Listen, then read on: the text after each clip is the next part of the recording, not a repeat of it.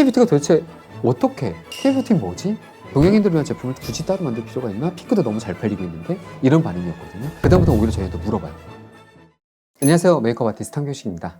오늘은 K뷰티 스토리에 대해서 좀 이야기를 해보려고 하는데요. K뷰티가 어떻게 이렇게 갑자기 전 세계적으로 사랑을 받게 됐는지 궁금해하시는 분들도 많으실 것 같고, 또 제가 K뷰티 대표 메이크업 아티스트라고들 말씀을 드리는데, 이렇게 말씀을 드리는 건 또 굉장히 큰 자긍심과 자부심을 가지고 있기 때문이거든요. 제가 처음 메이크업을 시작한 게 거의 2000년도 정도인데요. 그때부터 시작된 K뷰티 스토리 한번 같이 가보실까요? 제가 아무래도 K뷰티가 시작된 시발점이라고 할 수 있는 그 시기부터 지금까지 그래도 메이크업 아티스트로 약 24년 동안, 24년 정도죠? 꾸준히 활동을 하면서 제가 느낀 K뷰티의 특징과 K뷰티가 왜 이렇게 유명했었는지, K뷰티가 이렇게 어떻게 이렇게 큰 힘을 갖게 됐는지에 대한 이야기가 될 것 같아요. 자칫 관심이 없는 분들은 재미없을 수도 있겠지만, 그래도 저희 또 관련 분야에 계신 분들은 굉장히 좀 즐겁고 좀 흥미롭게 시청할 수 있는 영상이 되지 않을까 생각을 합니다. 제가 항상 강의를 다닐 때 이 자료를 만들어갖고 다니는 게 있어요. 세미나를 제가 좀 많이 다니기도 하고 또 세미나를 좋아해서 만들어 놓은 자료들이 있는데 같이 보면서 좀 설명해 드리도록 하겠습니다. K뷰티가 도대체 어떻게? K뷰티 뭐지? 이런 생각을 하시는 분들이 많으실 텐데, K뷰티는 갑자기 이렇게 뜬 건 아니에요. 한국 여러 가지 컨텐츠들이 해외에서 관심을 받게 되고 사랑을 받게 되면서 그 속에 녹아있던 여러 가지 요소들 중에서 K뷰티가 큰 관심을 갖게 된 하나의 작용을 하게 된 거거든요. 거기에는 이제 수많은 스토리들이 있습니다. 제가 우스갯소리로 드리는 말씀 중에 하나가, 갑자기 BTS가 나와서, 갑자기 뭐 블랙핑크가 나와서 갑자기 이런 유명한 연예인들이 나와가지고 갑자기 유명해진 게 아니라, 정말 오랜 기간 동안 1세대 아이돌부터 정말 꾸준히 해외에서 활동을 시작을 했고, 그런 것들이 이제 쌓이고 쌓여서 지금의 활동하는 친구들이 많은 혜택을 받고 있는 것도 사실이거든요. 그래서 어떻게 K뷰티가 사랑을 받게 됐는지 가볍게 설명을 드리자면, 제가 생각했을 때는 첫 번째는 영화, 그 다음에 드라마, 그 다음에 K-팝이라고 생각을 하거든요. 그게 이제 이렇게 K-뷰티, K-코스메틱까지 넘어온 게 아닌가 생각을 합니다.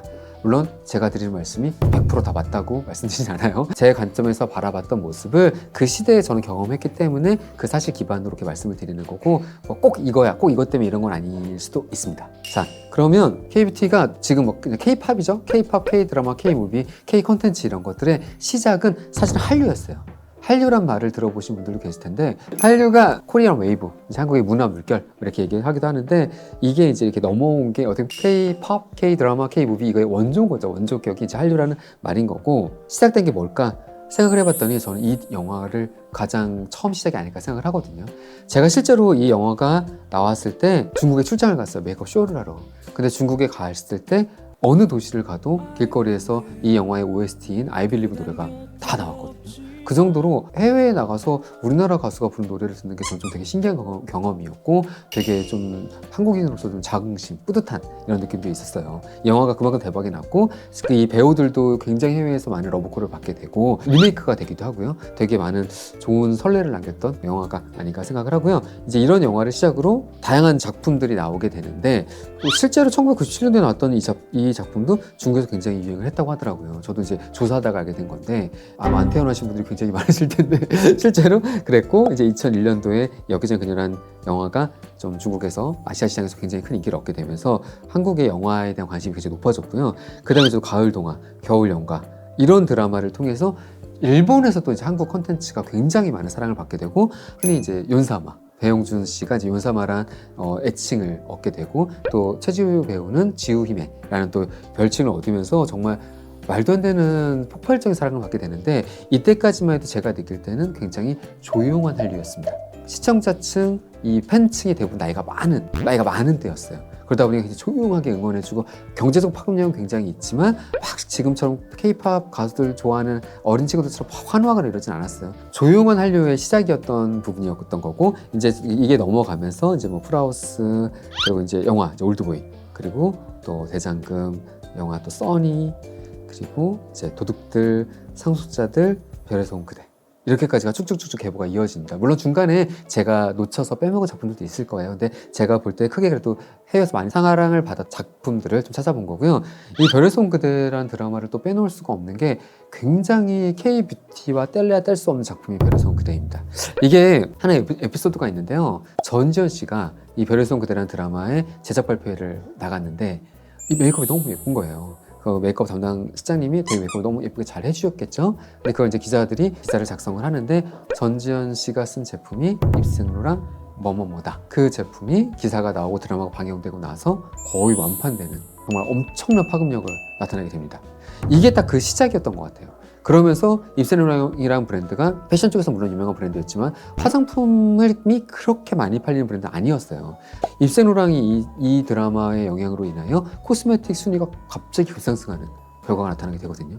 그러면서 이 드라마가 정말 한국뿐만 아니라 중국, 일본, 정말 아시아 시장에서 완전 대박이 나면서 그 영향으로 인해서 입생로랑의 전체적인 판매가 굉장히 올라갔다고 저도 들었고, 이러면서 해외 유명 유럽 명품 브랜드에서 한국을 바라보는 시야가 바뀌게 됩니다. 그러니까 실제로 예전에 디올 코스메틱이랑 살짝 미팅을 한 적이 있었는데, 우리가 쓰는 그냥 립 글로우 있잖아요. 그게 핑크색 하나밖에 없었거든요.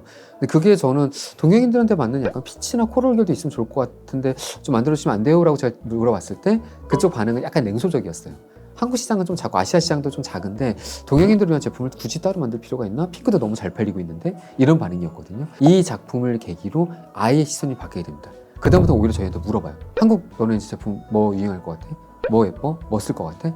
그래서 저희한테 트렌드를 물어보게 되는 가장 큰 계기가 된 게 이 작품이었거든요. 이게 아마 그래서 K뷰티랑 가장 밀접적이자 가장 파급력을 띠는 작품이 아닌가, 저는 그렇게 생각을 하고요. 그 다음에 설국열차, 아가씨, 태양의 왜 이렇게 또 다양한 영화와 드라마 콘텐츠들이 해외에서 사랑을 받게 됩니다. 이제 또 기생충을 또 말을 안 할 수가 없는데, 기생충은 또 우리나라 영화 최초로 칸느 영화제에서 정말 최고의 영예인 상을 수상하게 되고, 제가 또 이때 현장에 있었거든요. 참석을 같이 해서 제가 메이크업을 담당을 해드리고, 제가 그 르미에르 극장 정말 맨 앞줄에서 영화를 봤어요. 그러면서 느꼈던 거는 정말 한국에서 활동하는 메이크업 아티스트로서 너무 뿌듯하고, 아, 이게 K 콘텐츠가 정말 이렇게까지 해외에서 많은 사랑을 받는 그 와중에 제가 또 중심에 어떻게 했던 게 이게 돼가지고 정말 너무나 뿌듯한 경험을 한 작품이었고, 또 이렇게 또 다양한 넷플릭스 작품들도 이제 또 등장을 하게 되고요.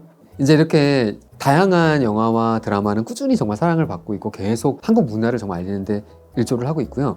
다만 드라마나 영화 때문에 K뷰티가 그렇게 깊숙이 관계가 되는 작품은 많지는 않아요, 생각보다. 왜냐하면 제가 드라마나 영화를 할 때 가장 많이 느꼈던 게, 해외에 나가면 한국 사람들은 원래 이렇게 피부가 다 좋아? 원래 이렇게 예뻐? 드라마 때 헤어 메이크업이라든가 이런 것들은 저희가 화려하게 못 꾸며주다 보니까 그냥 원래 예쁜 줄 알아요. 물론 원래 예쁘시지만 이 K-팝이 인기를 끌게 되면서 화려한 무대, 화려한 패션, 화려한 헤어 메이크업이 확 등장하게 되면서 이때부터 K-뷰티에 관심을 굉장히 좀 많이 갖게 되는, 정말 본격적으로 갖게 되는 시기가 아닌가 생각을 합니다. 이것도 마찬가지로 2005년도에 뭐 보아씨라든가 동방신기 같은 가수들이 해외에서 굉장히 많이 활동을 시작하면서 이제 한국 K-팝을 알리는 시작이었던 것 같고, 그 이후에 이제 뭐 싸이 씨의 강남스타일이라든가 이제 다양한 이제 뭐 지금의 이제 BTS에 이르기까지 정말 많은 가수분들이, 아이돌분들이 활동을 하면서 해외에 이제 K-팝을 알리게 되었고, 그 K-팝으로 인하여 이제 이런 다양한 스타일링에까지 관심을 갖게 되는 시기가 도래하게 됩니다. 근데 재밌는 건 실제로 저희가 그 K-뷰티가 처음 시작될 때는 한국 화장품은 없었어요. 2000년도 초중반까지만 해도 실제로 한국의 색조 시장이 그때까지만 해도 거의 발전을 하지 않았었고 다양한 브랜드가 없었어요. 쉐딩 같은 경우는 투쿨포커스쿨에서 쉐딩이 나오기 전까지는 국내 브랜드 중에 쉐딩을 쓸만한 게 없었어요. 거의 처음에 K-뷰티가 많이 알려졌을 때는 해외 명품 브랜드들이 K-뷰티의 가장 큰 특혜를 받아들이지 않았나 생각을 하는 이유가, 아까 입생로랑 같은 경우도 마찬가지고, 저도 마찬가지지만 수많은 아이돌과 배우분들 메이크업을 해줄 때 거의 90% 이상이 해외 명품 브랜드들을 사용했습니다. 왜냐하면 그때까지만 해도 한국의 색조 브랜드가 많지도 않았었고, 실제로 시딩이라고 그러거든요. 메이크업 아티스트들한테 제품을 협찬해주고 좀 이렇게 선물을 주는 거죠. 단순 선물입니다. 이걸 꼭 어디에 써야 될 의무나 이런 건 아니지만 신제품이 나오면 항상 가장 먼저 보내주시거든요. 그럼 저희는 그 다양한 브랜드 제품들을 써보면서 와, 요즘 트렌드 이렇게 바뀌고 있고 이 제품은 예쁘고 이거는 어떻고, 이런 좀 항상 늘 생각을 하게 되거든요. 근데 그때 당연히 보내주신 제품들이 거의 90% 이상이 해외 명품 브랜드이다 보니까 뭐 좋은 제품 보내주시는데 안 쓸 이유도 없고 당연히 자연스럽게 쓰게 되면서 그게 많은 홍보 효과를 얻게 되었고, K-뷰티에 관심을 가지면서 그런 브랜드들의 판매량도 같이 급등하는 그런 시기가 맞물렸던 것 같아요. 또 특히 그때 가장 또 유행했던 것 중에 하나가 게리뷰티라던가 이런 다양한 뷰티 프로그램들이 진짜 범람하게 됩니다. 그때 또 많이 유행을 했던 게 한국 제품 중에서 유명한 뭐 아세요 혹시? 한국에서 가장 시작된 가장 유명한 브랜드 제품 쿠션 마스크팩, 이건 한국에서 거의 처음 만들어져서 이렇게 어떻게 보면 세계 알린 그 카테고리 중에 하나거든요. 그래서 쿠션 같은 경우는 이제 원래 국내에서 특허도 갖고 있었어요. 근데 이거를 이제 특허권을 좀 풀어주면서 다양한 명품 브랜드의 쿠션들이 등장을 하게 되었고, 마스크팩도 마찬가지죠. 마스크팩이 진짜 어마어마하게 폭풍적인 성장세를 거치면서 K 뷰티, K 코스메틱 시장이 진짜 말도 안 되는 규모로 발전하게 됩니다. 이제 그러면서 또 수혜를 본 것 중에 하나가 제조사들. 지금 다양한 명품 브랜드들의 쿠션을 거의 다 우리나라에서 만들어요. 메이드 인 코리아. 그래서 처음엔 단순히 배우들 피부가 좋았다, 그러니까 한국 배우들은 당연히 피부가 좋은가, 이런 궁금증에서 시작을 했던 게 다양한 뷰티 프로그램과 다양한 아이돌들의 이제 사랑을 받게 되면서 이제 화장품까지, 그리고 어떻게 사용하는지 이것까지 궁금한 상황에 이르게 되는 게 이제 K뷰티의 가장 황금기, 지금도 마찬가지지만 계속 황금기에 이어지고 있지 않나 생각을 하게 됩니다. 그래서 제가 생각할 때 K뷰티는 그러니까 코스메틱 시장이죠. 화장품 브랜드에서 가장 눈여겨보고 있는 중심의 시장은 한국이 아닐까, K뷰티가 아닐까 생각을 하고 있고, 이 흐름은 제가 볼 때는 당분간 계속 이어지지 않을까라고 조심스럽게 예측을 해봅니다. 그리고 이 사진을 제가 한번 또 꼭 짚고 넘어가고 싶었던 건 가수 선미 씨의 메이크업 포에버 이제 화보인데요. 광고 촬영이었죠. 이게 왜 좀 의미가 있냐? 이때까지만 해도 제가 기억하기로는 해외 명품 브랜드들에서 동양인을 이렇게 뮤즈로 발탁을 해서 앰버서더 같이 활동을 한 경우가 거의 없었어요. 제가 기억하기로는 거의 최초이지 않나 싶은데, 이 메이크업을 제가 했습니다. 제가 그때 소미씨 담당할 때여가지고 이 작업을 같이 진행하게 되었는데, 지금 봐도 전 너무 예쁘게 잘 찍었다 생각을 하고 있어요. 물론 제 사람 같긴 한데 아무튼 이제 지금이야 뭐 아이돌 누가, 배우 누가 해외 명품 브랜드 앰버서더고 모델인 게 너무 당연한, 어떻게 보면 당연한 시대가 돼버렸지만 실제로 이렇게 된 지도 얼마 안 됐거든요. 이전에도 물론 있을 수도 있어요. 근데 제가 기억하기로 제가 화장품 모델로 이렇게 촬영을 했던 건 처음이라 기억을 하고 있어서 그런데, 아무튼 이때만 해도 흔하지 않은 일을 이렇게 시작을 하면서 지금 너무 자연스럽게 이렇게 해외 브랜드들의 명품 앰버서더가 되는 걸 보면 정말 하여튼 한국인으로서 그냥 정말 뿌듯한 거죠. 뿌듯하고, 아마 앞으로도 한국 배우들, 한국 아이돌들이 해외 명품 브랜드들과의 이런 콜라보라던가 앰버서더가 되는 게 자연스럽게 되면서 앞으로도 점점 더 어떻게 보면 무궁무진한 발전할 수 있는 분야가 아닐까 생각을 합니다. 이렇게 전반적으로 K뷰티 스토리, 한류가 시작된 시발점부터 지금까지 전체로 쭉 가볍게 훑어봤는데요. 어떠셨나요? 흐름이 조금 느껴지시나요? 하루아침에 이루어진 게 아니라 짧다면 짧고 길다면 긴 시간 동안에 차츰차츰 쌓여서 여기까지 온, 어떻게 보면 흐름에 우리는 중간에 살고 있다고 생각을 하고요. 이 흐름을 정말 잘 타고 저는 그 시작과 지금까지 메이크업 아티스트로 활동하고 있다는 거에 대해 너무 감사하게 생각하고 너무 뿌듯하게 생각하고 있거든요. 더불어서 제가 7박 8일 동안 프랑스 출장을 가게 되었어요. 거기서 이제 굉장히 큰 메이크업 쇼가 있는데, 마스터 클래스가 있는데 초청을 받아서 또 유럽에도 한국 콘텐츠, 한국 또 K뷰티를 알리는데 열심히 활약하고 돌아오도록 하겠습니다. 나중에 또 기회가 되면 K뷰티 이야기, K 컨텐츠 이야기 조금 더 자세하게 짚고 넘어가는 컨텐츠 한번 만들어 보도록 할게요. 네, 그럼